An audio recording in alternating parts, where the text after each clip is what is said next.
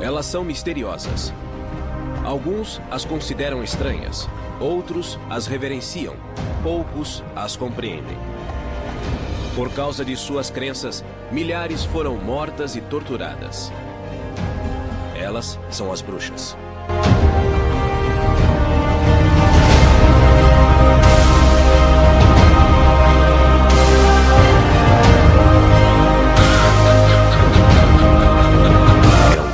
Você vai conferir neste episódio de Curiosidades do Mundo.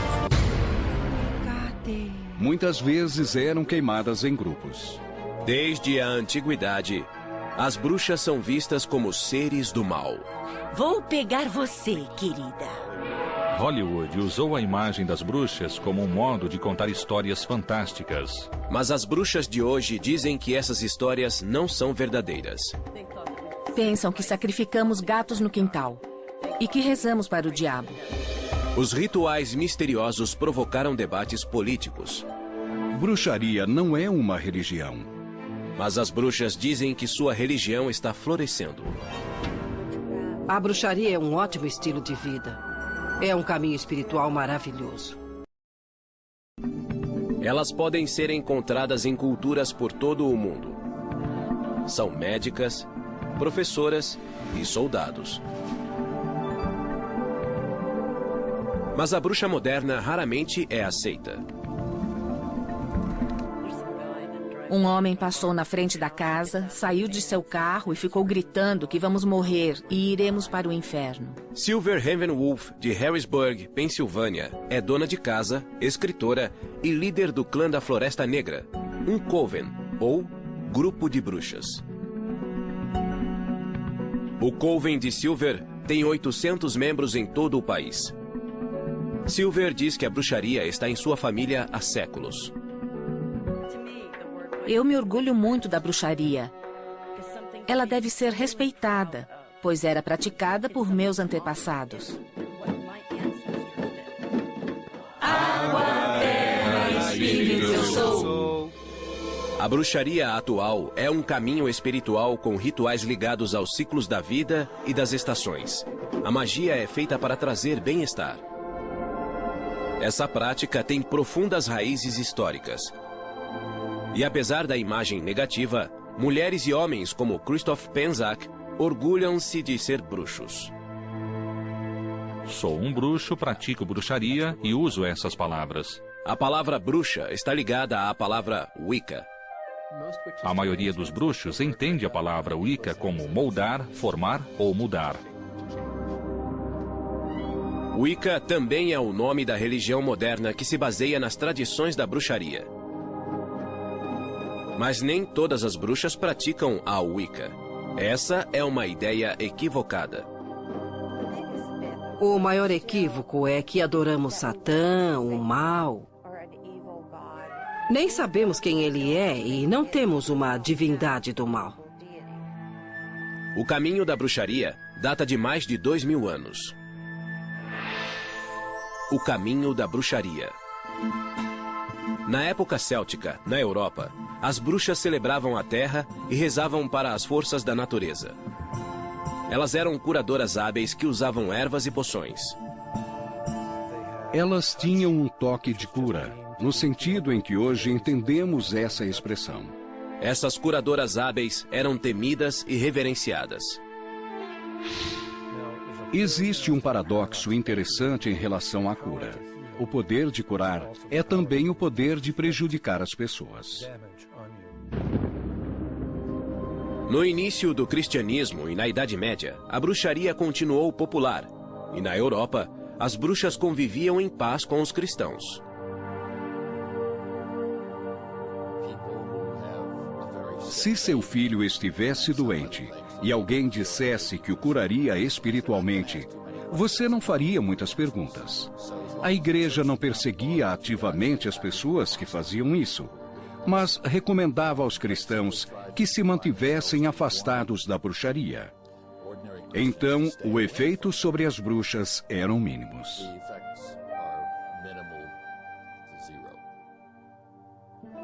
Em 1231, a Igreja Católica Romana criou a Santa Inquisição para capturar heréticos. No século XIII, as autoridades cristãs reprovaram a bruxaria, pois acreditavam que as bruxas adoravam o demônio.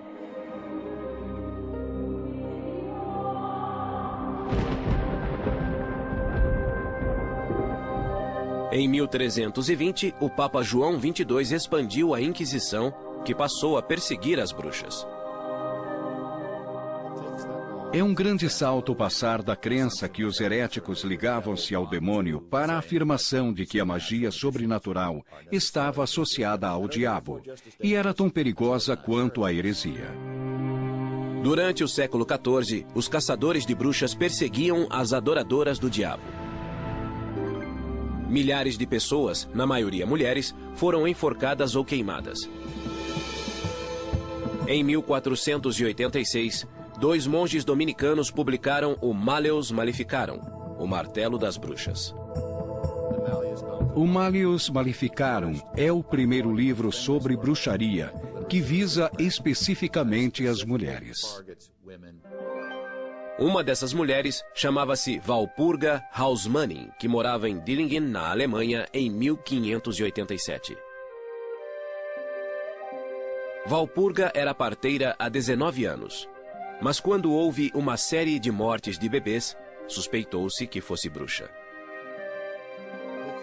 O que provocava suspeitas contra uma parteira era um parto aparentemente normal que não acabava bem, e o bebê morria sem um motivo claro. Se o bebê nascia deformado e morria, havia uma explicação racional.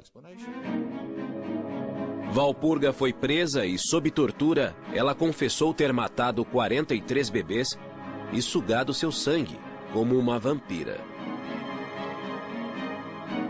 A tortura só parou quando ela confessou aquilo de que era acusada. Walpurga foi condenada à morte e foi queimada viva. Em 1604, na Inglaterra, a lei da bruxaria tornou a prática um crime capital. Ironicamente, na mesma época, as bruxas apareciam no palco do Teatro Globe, em Londres.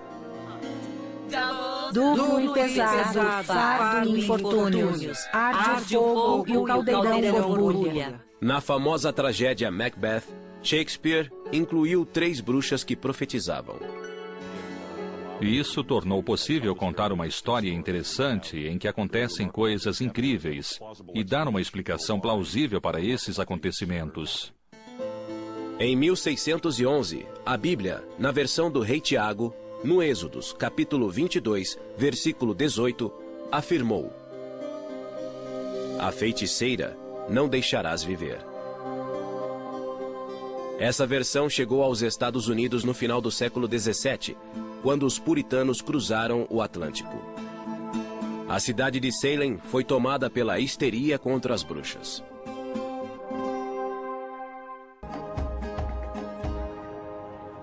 Hoje, Salem atrai milhares de visitantes na época do Halloween para o festival Acontecimentos Assombrosos. Mas 300 anos atrás, as bruxas não eram celebradas. Pânico puritano. Além dos peregrinos, os puritanos vieram para a América em 1620, desiludidos com a Igreja da Inglaterra. Eles queriam uma igreja melhor, pois a Igreja da Inglaterra era meio católica e meio protestante. A palavra puritano significa que eles eram totalmente protestantes. Muitos puritanos foram para Salem, Massachusetts. Salem era dividida em 2 comunidades: Vila de Salem, perto da Bahia, e Aldeia de Salem, a alguns quilômetros da costa. A Aldeia de Salem era uma comunidade mais agrária, enquanto a Vila de Salem era um centro comercial. A paróquia da Aldeia de Salem era guiada pelo reverendo Samuel Parris. Sua esposa, Elizabeth, era doentia, e eles moravam com 2 filhas, um filho e uma sobrinha. Foi em sua casa, no inverno de 1692, que a histeria das bruxas começou. Em 1692, aconteceu uma confluência de diversas perturbações sociais, econômicas e religiosas. Nessa época, a aldeia de Salem era uma comunidade arrasada, pronta para que algo ruim acontecesse. O reverendo Parris deixava a filha Betty, de 9 anos, e a sobrinha Abigail, de 11 anos, com Tituba, sua escrava. Ela era uma índia arawak caribenha negra, trazida de Barbados pelo reverendo Parris. Certo dia, Tituba contou histórias fantasiosas de sua vida em Barbados, incluindo magia e voodoo. O segredo logo se espalhou para outras meninas na aldeia que se juntaram ao trio mágico. As meninas liam a sorte colocando clara de ovos em água, identificando uma forma e prevendo com quem se casariam. Isso era contrário à crença puritana. Um pouco depois, Betty e Abigail começaram a agir de modo estranho e a entrar em transe. O médico da aldeia não encontrou motivo físico e afirmou que era espiritual, um trabalho de bruxaria. Esse diagnóstico combinava com a crença puritana de que os espíritos vivem em uma realidade invisível. Logo, outras meninas na aldeia apresentaram os sintomas. Em vez de separá-las, eles as colocaram juntas, o que foi uma ideia ruim. É como uma reação em cadeia. Assim que uma tinha Para o reverendo sintoma, Parris, o demônio as outras chegara a a Salem. imitavam. Ele pressionou Abigail e Betty, e elas acusaram Tituba. Em 29 de fevereiro de 1692, os juízes da vila de Salem acusaram Tituba de bruxaria.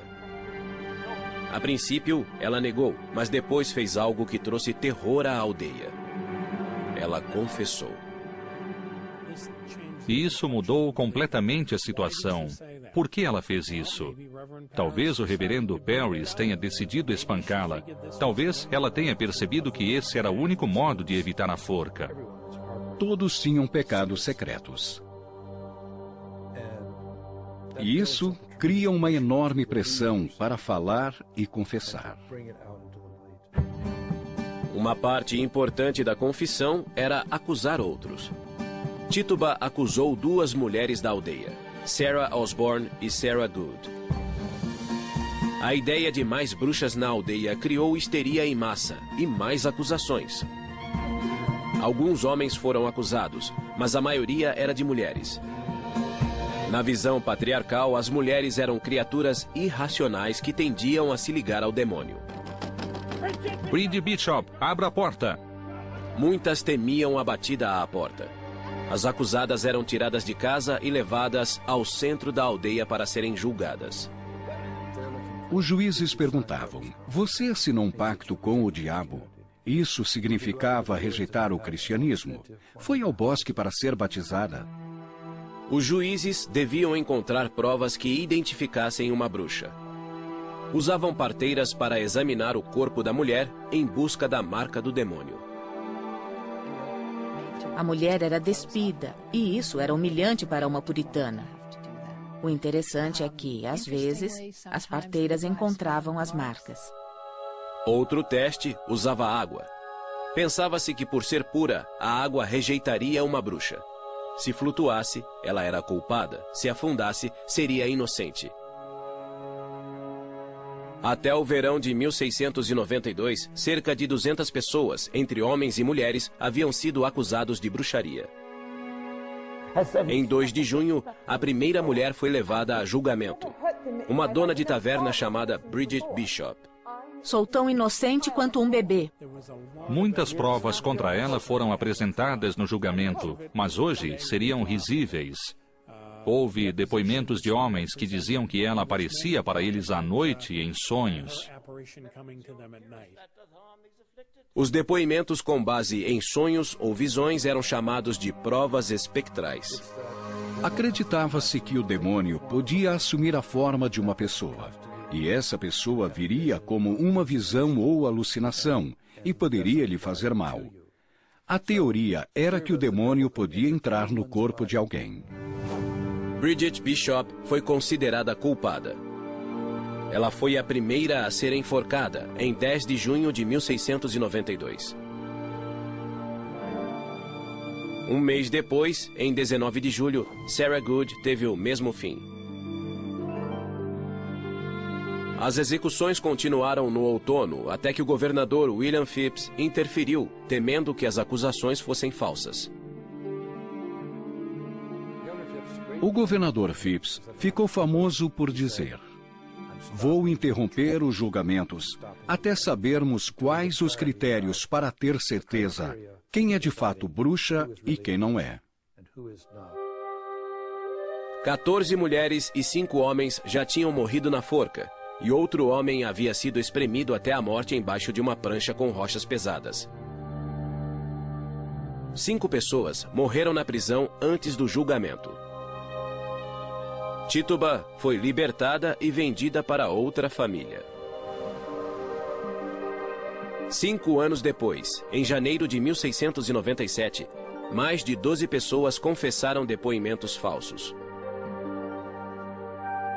A vergonha dos julgamentos de Salem ajudou a acabar com a execução de bruxas nos Estados Unidos. Em 1992, 3 séculos depois, as vítimas foram lembradas em um memorial.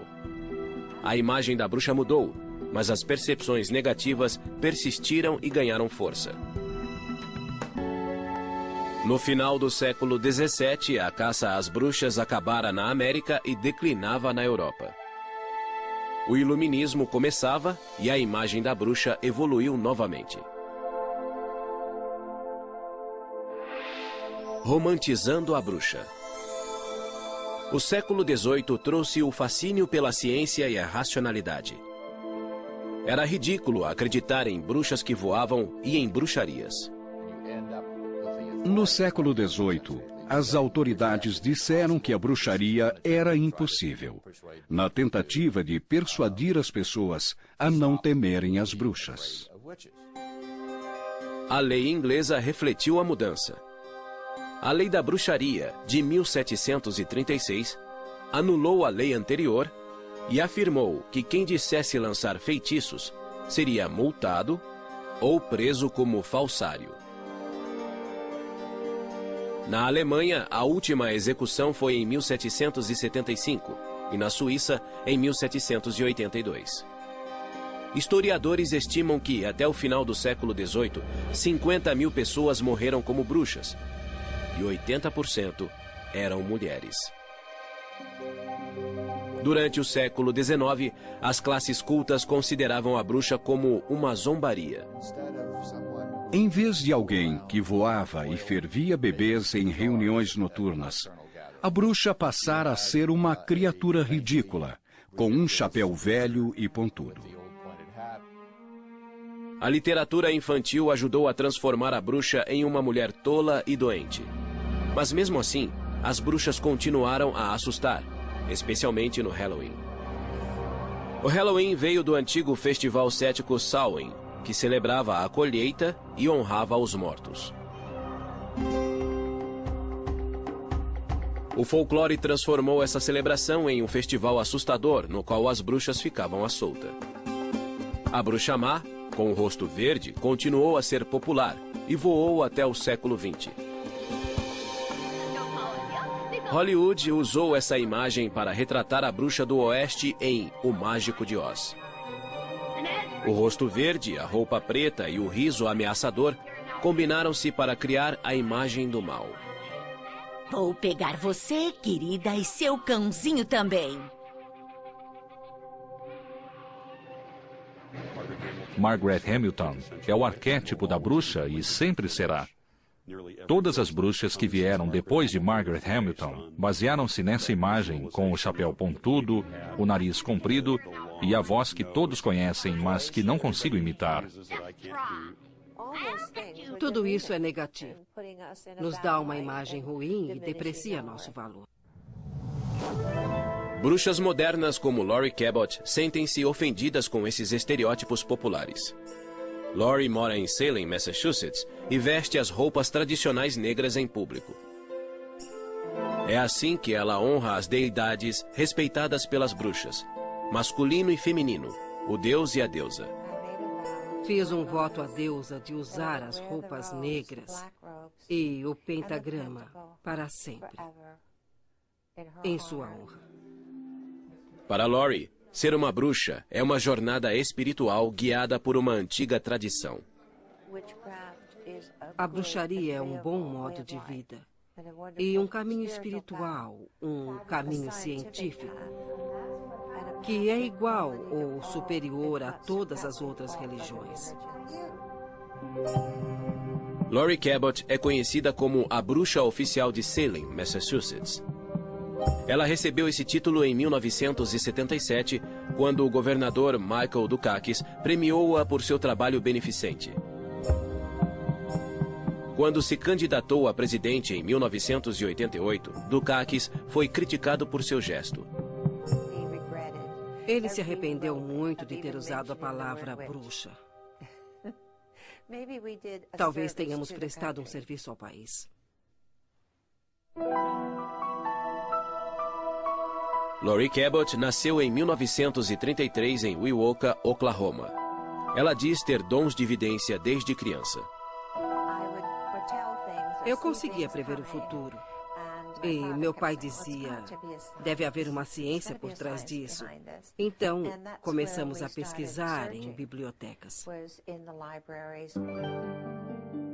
Quando Lori tinha 11 anos, a família mudou-se para Boston, onde ela e a mãe conheceram uma bibliotecária chamada Felicity. A bibliotecária percebeu algo familiar em Lori e revelou um segredo pessoal. Ela murmurou, sou uma bruxa de Kent, Inglaterra, e acho que sua filha é uma bruxa. Minha mãe só fez, pois não sabia o que pensar. Felicity ofereceu-se para ensinar Lori. A mãe de Lori aceitou e foi com a filha até a casa de Felicity. Aos 16 anos, Lori terminou seu treinamento, mas ainda manteve sua identidade de bruxa em segredo. Lori gostava de se apresentar em público e aos 18 anos tornou-se bailarina. Eu dançava no Latin Quarter, uma boate chique em Boston, cujo dono era Lou Walters, pai de Barbara Walter. Trabalhei com Pierre Bailey, Frank Sinatra e Jimmy Durante. Quando ficou noiva, ela hesitou em contar ao noivo que era bruxa e preferiu dizer que era vidente. Depois de nos casarmos, eu contei que era bruxa. Mas nessa época estávamos bem um com o outro e ele estava à vontade com minhas habilidades. Em 1965, Lori tinha 2 filhas, Jodie e Penny. Além de ser mãe e esposa, Lori praticava bruxaria em casa. Eu praticava magia, meditando, curando, mantendo-me equilibrada, curando minhas filhas e ensinando-as. Em 1969, os Cabots mudaram-se para Salem, Massachusetts. Com o tempo, Lori sentiu-se à vontade para viver abertamente como bruxa. Saí do armário das vassouras. Foi incrível. Nem todos aceitaram a ideia de uma bruxa morar em Salem. Alguns moradores de Salem não gostaram de ter uma bruxa por perto. Lori descobriu isso fazendo compras com as filhas. Um homem parou meu carrinho e disse, como ousa vir a este lugar? Sabemos que é má. Você devia ser enforcada. As pessoas que estavam no mercado ficaram chocadas. Acho que isso as tornou mais tolerantes. Em 1971, Lori Cabot ficou ainda mais visível, pois abriu a primeira loja de bruxaria do país. Achei que seria ótimo abrir uma loja para que as pessoas viessem aprender.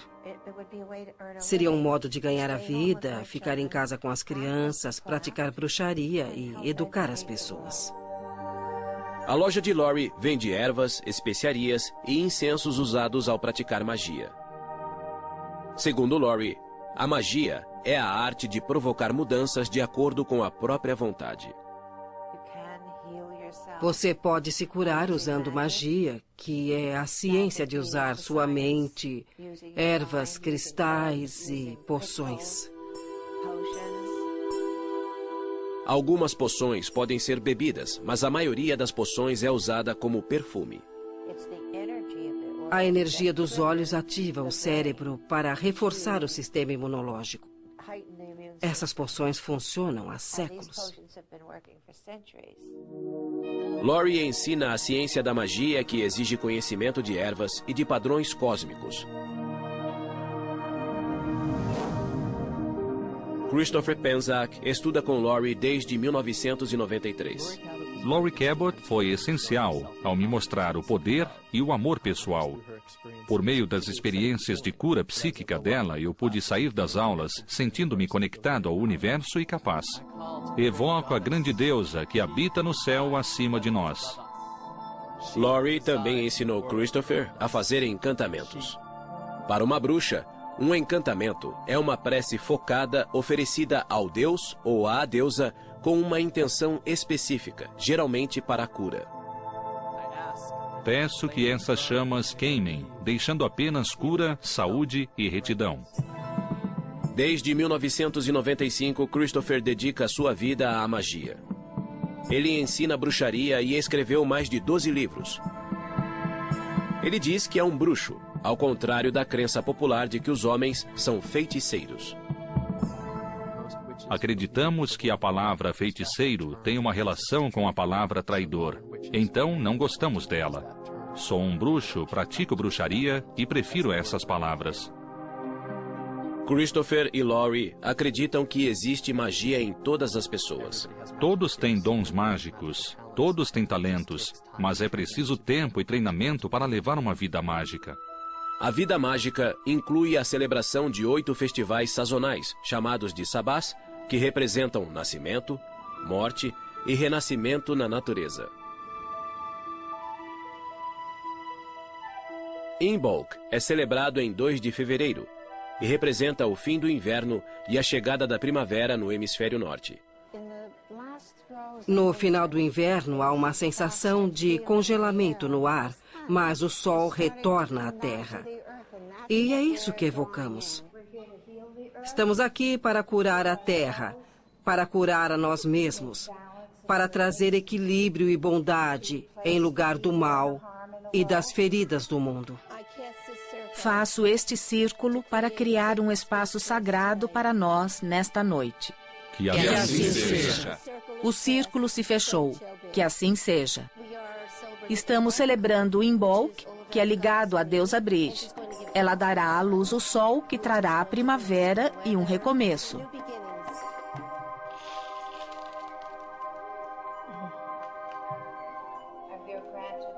Recebemos os dons do fogo, espírito, amor e cura.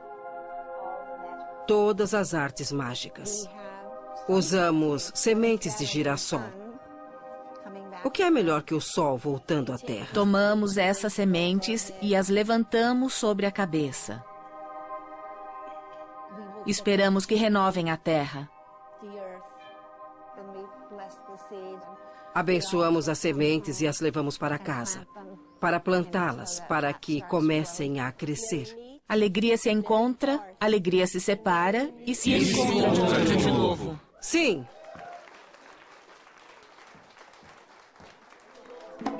Ao celebrar Imbolc e a primavera, Laurie e os bruxos têm a sensação de renascimento e equilíbrio.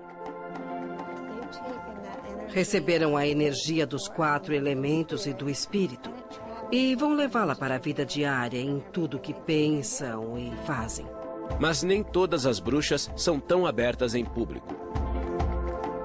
Algumas ocultam sua identidade por causa de ameaças. As bruxas realizam rituais de cura há mais de 2000 anos e muitas continuam nessa tradição. Nos reinos dos poderosos.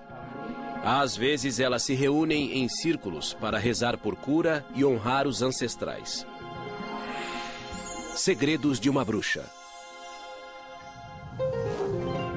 Silver Ravenwolf afirma descender de bruxas. Ela mora na Pensilvânia e escreveu vários livros de bruxaria, mas usa um pseudônimo. Assumi um pseudônimo porque moro em uma cidade pequena e sabia que haveria discriminação contra minha família. E assim foi. Seus antepassados foram perseguidos e em 1679 fugiram da Alemanha para a Pensilvânia. E com eles, trouxeram a tradição mágica da cura pela fé. Sem uma bênção. Silver diz que os cantos datam dos anos 1300. Sem uma bênção. Sem uma bênção. Sem uma bênção.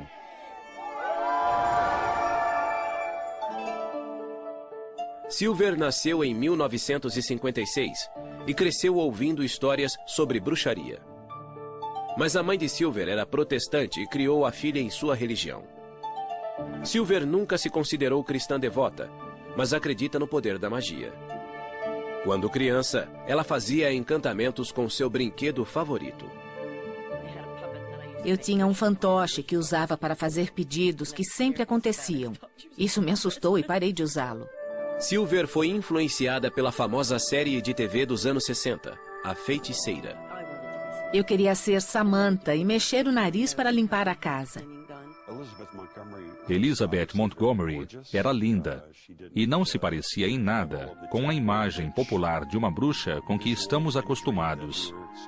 Era uma história de alguém que tentava viver em um mundo onde era completamente diferente dos outros. Era assim que Silver se sentia. Aos 16 anos, ela viajou para a Espanha com sua classe de espanhol no ensino médio. Quando voltou, sua mãe morreu de leucemia. A morte da mãe foi uma tragédia que alterou a vida de Silver. O mundo não fazia sentido. A religião que aprendera não me ajudou. E então encontrei a Wicca. Wicca é uma religião ligada à natureza e aos 4 elementos naturais: terra, ar, fogo e água. Para os wiccanos, o sol simboliza seu deus e a lua simboliza sua deusa. A Wicca baseia-se em ritos pagãos europeus e chegou aos Estados Unidos nos anos 50. Gerald Gardner, um funcionário público inglês, popularizou-a com o livro Bruxaria Hoje. O livro foi publicado em 1954, 3 anos depois da anulação da lei que multava ou prendia quem evocava espíritos ou fazia encantamentos. Gardner pesquisou rituais pagãos que reconheciam um deus da terra e uma deusa mãe. Era moda nos anos 60, pois era contra a cultura. Se o cristianismo medieval era a opressão da igreja cristã, a bruxaria era a resistência clandestina. Os wiccanos são um subgrupo das bruxas, mas nem todos se consideram bruxos. Tanto a Wicca quanto a bruxaria reconhecem a lei tríplice. Na Wicca dizemos que tudo que você fizer voltará para você 3 vezes. Não há perdão para os pecados. Você é responsável. Silver diz que a Wicca permitiu-lhe explorar a ciência da magia e fazer mudanças positivas. A Wicca permite incluir a ciência na sua vida, pois a magia não é nada mais que física quântica. Ela estudou física quântica para descobrir a relação entre energia e matéria. Eu era uma bruxa solitária e praticava sozinha, sem treinamento. Eu voava com autoconfiança mágica. Em 1980, Silver conheceu Irvin McCormick, apelidado de Mick. Os dois se apaixonaram e casaram, e Mick aprendeu Wicca com a esposa. Tiveram 4 filhos, e a princípio guardaram segredos sobre sua religião, mas os vizinhos descobriram. Pensam que sacrificamos gatos no quintal e que rezamos para o diabo. Silver decidiu praticar a religião abertamente para que vissem que não causava danos. Os wiccanos acreditam que a energia que existe em tudo pode ser dirigida pelos cantos e rituais. Terra, espírito, eu sou. Alegria! Eu sou. Fogo, eu sou.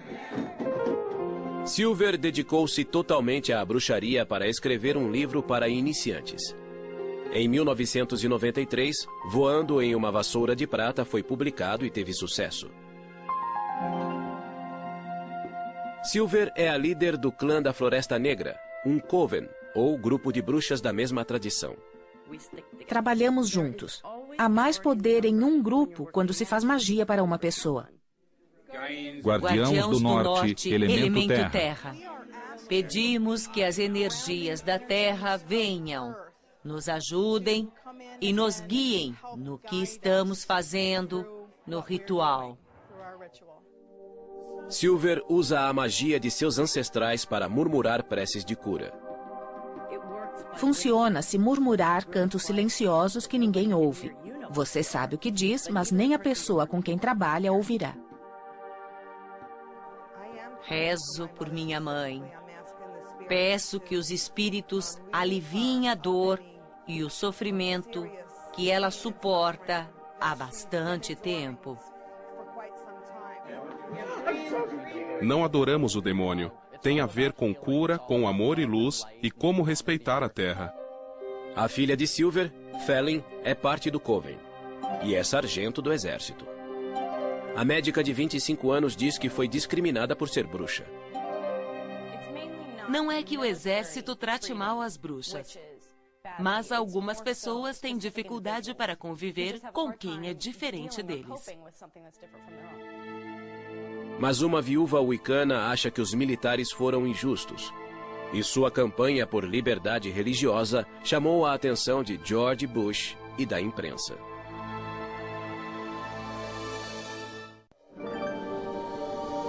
O modo como as bruxas são percebidas e tratadas evoluiu muito. Já foram reverenciadas e perseguidas. E aos poucos estão sendo aceitas pela sociedade. Mas ainda existe discriminação, como a wicana Roberta Stewart descobriu. Em 1978, a Wicca foi reconhecida como uma religião legítima nas Forças Armadas. Mas em 1999, George Bush disse que não acreditava em bruxaria. Em uma entrevista à televisão, ele disse que se opunha a uma decisão militar de permitir rituais da Wicca em Fort Wood, no Texas. Respeito à liberdade de expressão, mas acho que bruxaria em propriedade do governo é ir longe demais, pois a bruxaria não é uma religião. Ele enfureceu os wiccanos como Roberta Stewart, cujo marido Patrick era wicano e militar. Fiquei chocada como profissional e esposa. Como ele pôde fazer isso a uma fé e aos soldados? Em 25 de setembro de 2005, Patrick Stewart estava em um voo de rotina sobre o Afeganistão. Na volta para a base, o helicóptero foi atingido por um míssil. E os 5 tripulantes morreram. Depois da morte do marido, Roberta foi informada que o Departamento de Veteranos não permitiria que o pentagrama, um símbolo da Wicca, fosse gravado na lápide. Fiquei chocada ao saber que nossa fé não era reconhecida e que eu não poderia gravar o pentagrama. Simplesmente comecei a chorar. Embora os militares reconhecessem a Wicca como uma religião legítima, o Departamento de Veteranos não aceitava que seu símbolo fosse gravado em lápides. Desde 1997, wiccanos discutiam com o Departamento de Veteranos. Eu não ia permitir que desonrassem meu marido e nosso amor. Então, me preparei para a luta. Redenção. Em 2005, o Departamento de Veteranos permitia que 38 símbolos fossem gravados nas lápides. Mas havia discriminação, pois o pentagrama da Wicca não era um deles. O secretário do Departamento de Veteranos me disse que não permitiam o pentagrama porque não aceitavam o Wicca como religião. Em 2006, Roberta levou seu caso à Justiça do Estado de Nevada. O memorial de Patrick Stewart está em um cemitério administrado pelo poder público sob a jurisdição do governo de Nevada. Em 19 de novembro de 2006, Roberta pôde gravar o pentagrama na lápide de Patrick, no Memorial de Veteranos, em Fairlane, Nevada. Percebi que não podia parar nisso, pois além de Patrick, havia outros soldados wiccanos ou pagãos. Roberta e o grupo Santuário do Círculo processaram o Departamento de Veteranos. Em 23 de abril de 2007, o departamento concordou em incluir o pentagrama entre os símbolos aceitos. Por fim, Roberta recebeu um telefonema do presidente Bush. Ele se desculpou e fez comentários sinceros, dizendo que nunca negaria a liberdade de religião a um soldado. Isso encerrou o caso para mim. Os wiccanos de todo o país celebraram essa vitória que reafirmou a liberdade de religião para os militares.